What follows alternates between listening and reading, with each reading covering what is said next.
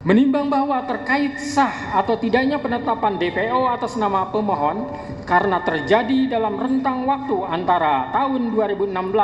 sampai dengan tahun 2024, maka hakim akan merujuk pada bukti P16 dan bukti P17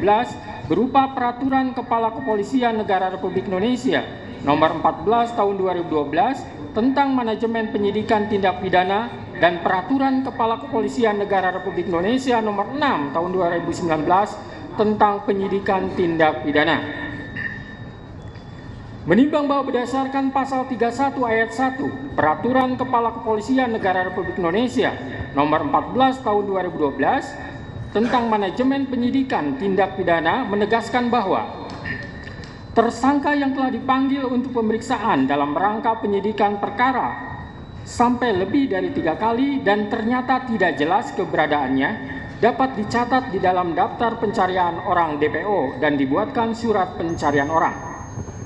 Menimbang bahwa selanjutnya berdasarkan Peraturan Kepala Kepolisian Negara Republik Indonesia Nomor 6 Tahun 2019 tentang Penyidikan Tindak Pidana, pasal 17 menegaskan bahwa tersangka yang telah dipanggil untuk pemeriksaan guna penyidikan perkara dan tidak jelas keberadaannya dicatat di dalam daftar pencarian orang DPO dan dibuatkan surat pencarian orang. Menimbang bahwa setelah hakim mencermati semua bukti dari termohon, tidak ada satupun bukti adanya surat panggilan yang dilayangkan oleh termohon kepada pemohon,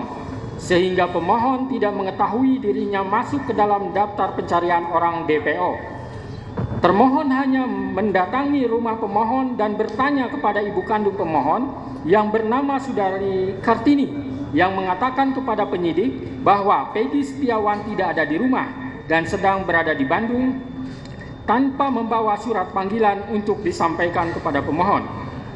Menimbang bahwa hakim tidak sependapat dengan dalil dari termohon yang mengatakan tidak perlu pemanggilan terhadap pemohon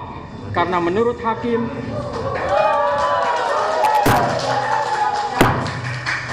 jangan ditanggapi dulu ya sebelum selesai baca putusan.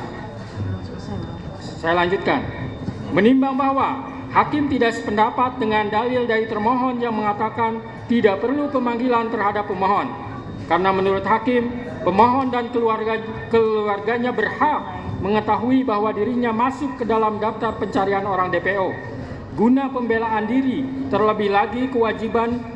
harus adanya pemanggilan tersebut secara nyata dan tegas telah diatur dalam Peraturan Kepala Kepolisian Negara Republik Indonesia Nomor 14 Tahun 2012 tentang Manajemen Penyidikan Tindak Pidana dan Peraturan Kepala Kepolisian Negara Republik Indonesia Nomor 6 Tahun 2019 tentang Penyidikan Tindak Pidana. Sehingga dengan demikian, menurut hakim penetapan DPO atas nama pemohon yang terjadi dalam rentang waktu antara tahun 2016 sampai tahun 2024 tidak sah menurut hukum.